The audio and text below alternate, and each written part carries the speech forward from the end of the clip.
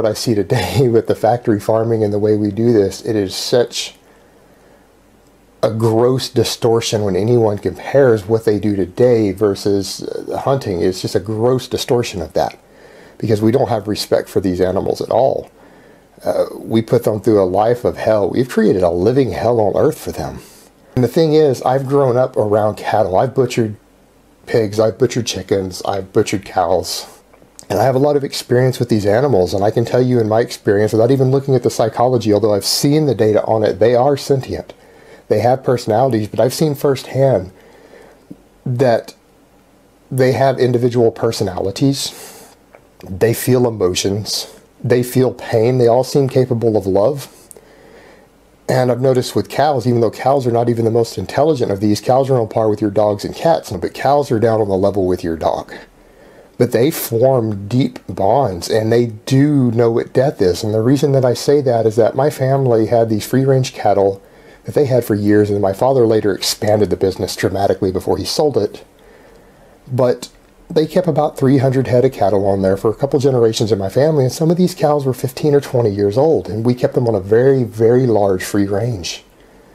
And they would go into the deer lease, and there was an area to where they would go to die when one of the cows knew that it was getting old and sick and ready to die. They all went and died in the same area for like 20 years. And the cow would walk that way, and all the other cows would follow it, and it would go there to die. So in a sense, they knew what death was, and then the other cows would mourn all night long. You could hear them out there in the woods mourning, and one of the other ones died. And that's something that stuck with me when I think about cattle. And when I finally made the push to say, look, I'm not going to flip-flop back and forth between being vegetarian anymore, then I went pretty much mostly vegan shortly after. But the thing was, I was watching one of the things on factory farming, and I saw a case to where a steer had had his throat slit, and his esophagus was hanging out, and he was flopping as he died. And that scene for me is what pushed me over the edge. I know these animals. I've been around them. They know what death is, because I've seen the way they react to it. They go to places to die if they live old enough to do it. They mourn for their dead. And that animal knew he was dying, and I could tell at that point. This was an innocent animal that had never harmed anyone. He was no threat to anyone. He knew he was being killed. He didn't want to die. And he was flopping in reaction to it. Now, had this been a murderer or a pedophile or something, I probably wouldn't care. But this was an innocent, sentient being who was dying because someone enjoyed the taste of his meat.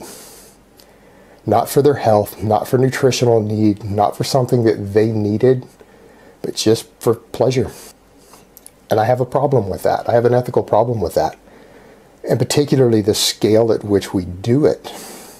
When you look at the numbers alone, we butcher tens of billions, just in the United States alone, tens of billions of these sentient animals every year for meat. We don't have to have it for our health. We don't have to have it for our fitness. We don't have to have it to win fucking gold medals in the Olympics. It's not even required for that.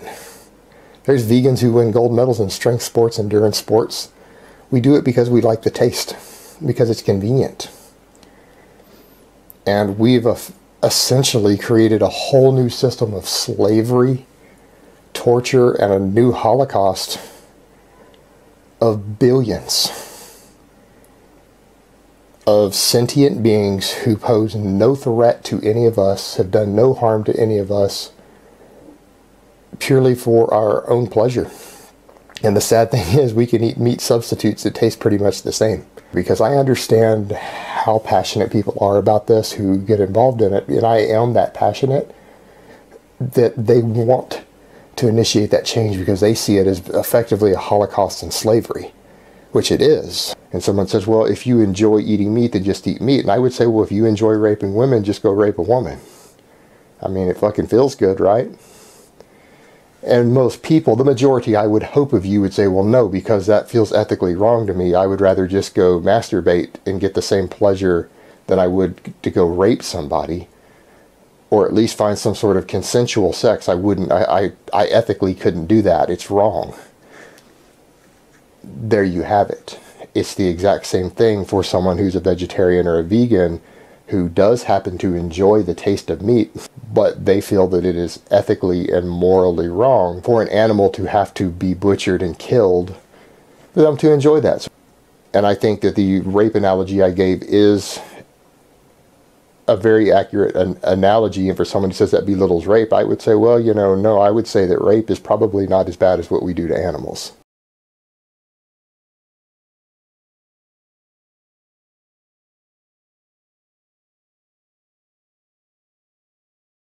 Hey everybody, it's Jason Blaha here, and today I need to cover a very popular topic. It's come out everywhere. Everyone on the internet is talking about it. The World Health Organization has come out stating, supposedly, I'm not even sure they stated it, I think it's the media that's stating it, that processed red meats are causative of one specific type of cancer, generally cancer of the colon or bowel, which means cancer in your butt cancer.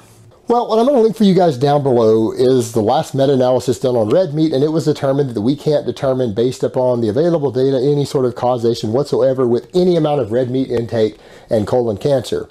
So check through that meta-analysis. It was the most recent one done. So the other issue becomes, what else could be causing cancer potentially in there? It's potentially the nitrates, the preservatives, because they're arguing about cured meats, processed cured meats, like bacon, one of my favorite foods. And the thing is, that's old data from the 70s also. The more modern meta-analysis have showed that there is no correlation whatsoever between nitrate intake and cancer. None, zero, zip, no correlation. Now, so what we have here is the World Health Organization, which is an international political body with its own agendas. It is a political body. Keep that in mind. It might have researchers and doctors involved, but it is a political body that is intended to affect politics around the world. And also, if you don't eat bacon, you're a little fucking bitch. All right, guys, so let me give you guys a bicep shot before I go.